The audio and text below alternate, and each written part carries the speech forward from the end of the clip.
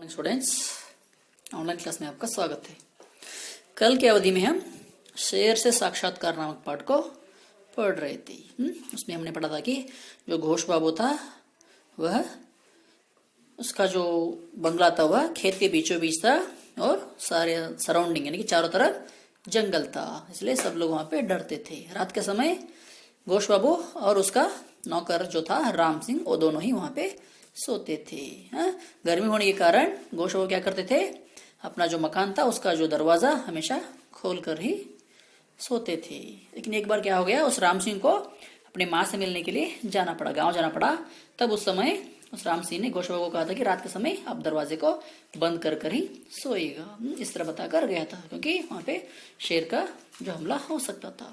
इसलिए तब घोष बाबू ने क्या कहा था, तुम चिंता मत करो, मेरे पास बंदूक है, हमेशा वह उस शेर का सामना करने के लिए तैयार रहेगा। इस तरह उस बंदूक को भरकर वहां पे अलमारी में रखने के लिए कहा था। यहाँ तक हमने पढ़ा था, कल हमने पढ़ा था। ठीक है, तो आगे आज देखेंगे।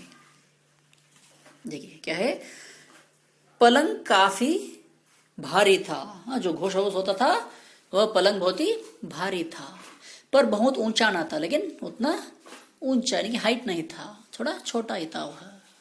हाँ, उसके नीचे कोई भी आदमी रेंग कर इधर उधर जा सकता था, लेकिन उसके नीचे कोई भी आदमी रेंगते हुए उसके नीचे जा सकता था। पायों से लगे डंडे थे। पायों से लगे उसके पाइन के लेग्स, दो डंडे, चारों तरफ डंडे रहते पलंग के लिए, डंडे थे जिनके ऊपर कोनों से मसहरी के चारों कोने बंधे थे। पूरा पैक हो गया था, साइड में पूरा पैक था। वहां पे चित्र में दिखाई, देखो वहां पे क्या है, बहुत ही पैक हो गया था, सभी कोने बंधे हुए थे। घोष बाबू बरामदे के किवाड़ बंद करके अपने पलंग पर जा लेटे। घोष बाबू क्या किए, जो बरामदे जो हॉल था, हॉल में जो मेन डोर था, किवाड़ यानी कि डोर, उसको बंद करके वह वहां पे लेट गए थे, पलंग पर लेटे हुए थे। पर गर्मी के कारण नींद न आई, बहुत गर्मी थी इसलिए उनको नींद नहीं आई। अंत में परेशान होकर और किसी भय की आशंका न करके, वो अंत में परेशान हो गए, गर्मी से परेशान हो गए, डिस्ट्रैक्ट हो गए गर्मी से, और किसी भय से, किसी आशंका से, किसी न भय से, किसी न आशंका से उसने क्या किया, दरवाजे को खोल दिया करके उन्होंने बरामदे का दरवाजा खोल दिया। जो बरामदा था, जो हॉल था, उसका जो मेन डोर था, उसको खोल दिया और पलंग पर लेट गए, पलंग के ऊपर सो गए।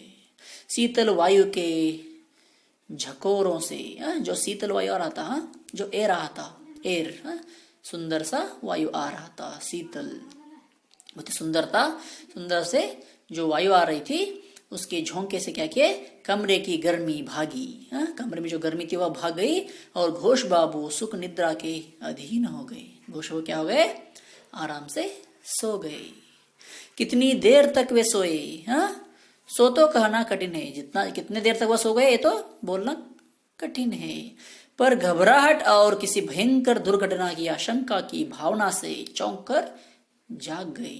लेकिन क्या हो गए, किसी घबराहट से और भयंकर दुर्घटना, बैड इंसिडेंट से उसे आशंका हो गई, उसकी आशंका की भावना से उनको फील हो गया कि कुछ दुर्घटना हो गई है। इस तरह वह घबरा कर उठ गए, चौंक कर जग गए। जाग गए मीन्स उठ गए, निद्रा से उठ गए।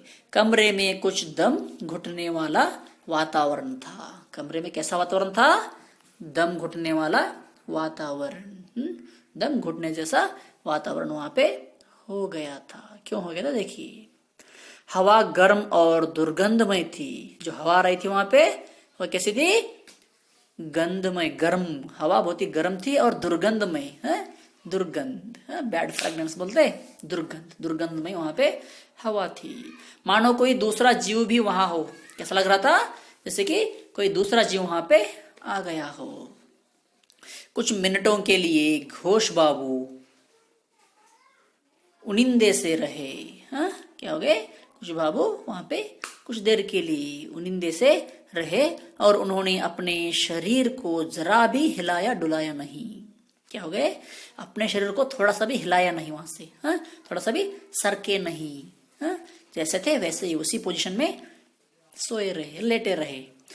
उनकी अधखुली आंखें ऊपर को थी, अधखुली आंखें, अधखुली यानी कि आधा खुला हुआ आंख, हाँ? उनकी अधखुली आंखें क्या हो गई थी, ऊपर को थी, ऊपर देख रही थी। उनकी इच्छा थी कि तनिक उठकर या करवट लेकर देखे कि आखिर कमरे में है क्या। उनकी क्या इच्छा थी, तनिक उठकर, वहां से उठकर, हाँ, सो गए थे, वहां से उठकर या करवट लेकर, हाँ, साइड होकर उनकी क्या आशा थी कि क्या है कमरे में, क्या है उसको देखना चाहती थी। पर दम घुटने वाली हवा ने उनकी तंद्रा को भंग न होने दिया। लेकिन उनका जो दम वहां पे घुट रहा था, शायद कोई यहाँ पे आया है, इसलिए उन्होंने वहां से हिला नहीं। उनकी मूर्छित अवस्था अभी ज्यों की त्यों थी, जिस तरह वह मूर्छित होकर जो गिरे हुए से जो वहां पे लेटे हुए थे, वैसी अवस्था उनकी थी।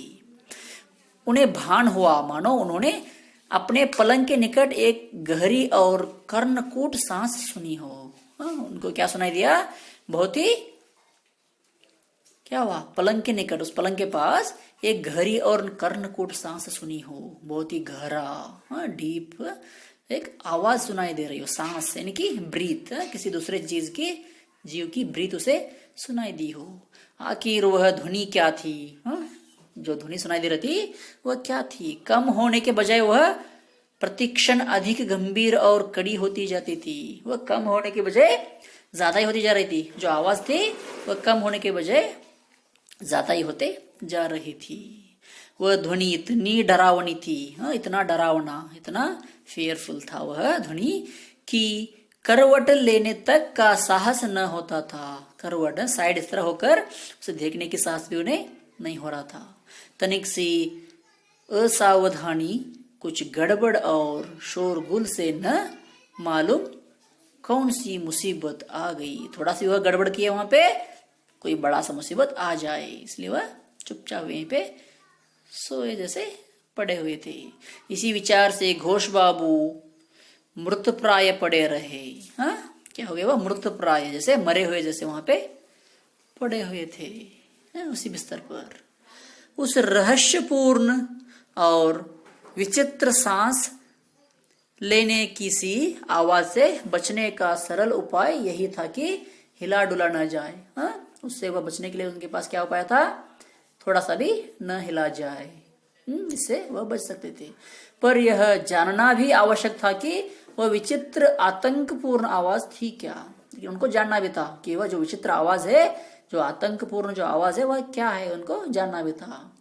उसका एक ही ढंग था, और वह यह कि सिर धीरे धीरे उधर फेरा जाए। उसको देखने के लिए सिर्फ एक ही तरीका है उनके पास, क्या है, अपने सिर को सावधानी से धीरे धीरे उस तरफ फेर दिया जाए जिधर से आवाज आ रही थी। जहां से आवाज आ रही थी उस तरफ उनको अपने सिर को फेरना चाहिए था, फेरना चाहिए था। इतना ही उनके पास एक उपाय था, इसके बजाय वो कुछ नहीं कर सकते थे। इस तरह वहां पे वो क्या चीज है उसको देखने के लिए वो अपने सिर को धीरे धीरे उसकी तरफ सरकने लगी। ठीक है, आज की अवधि में इतना काफी है, जो आगे जो है उसे कल की अवधि में देखेंगे। जो मैंने आपको जो PDF भेजा गया है उसको आप पढ़ लीजिएगा। ठीक है, धन्यवाद।